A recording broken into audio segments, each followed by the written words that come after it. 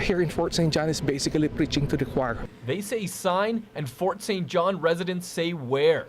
FSJ for LNG has had no trouble drumming up support for the budding liquefied natural gas industry in the energetic city.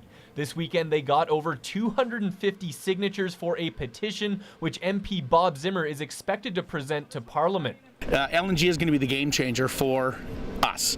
It'd be hard pressed to talk to anybody that hasn't been affected by the slowdown in the oil and gas industry, the LNG, the natural gas industry.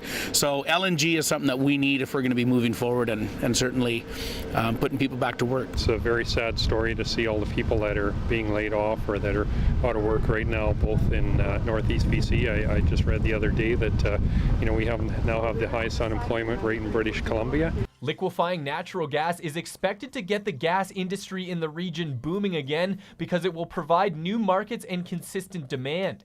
BC currently only sells its natural gas in Canada and the United States, but with LNG plants on the coast to convert the gas into liquid, it could then be loaded into tankers and exported overseas to places like China. If these liquid natural gas plants in the Northwest BC will go online, that way the demand for natural gas is not going to be seasonal anymore. It's going to be 12 months every year.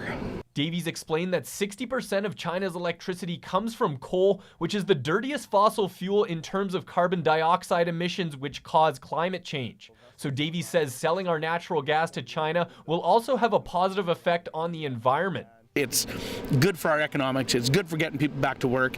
It's good for the environment.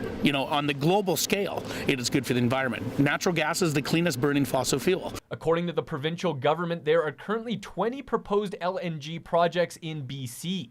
Peter Houston, CJDC-TV News, Fort St. John.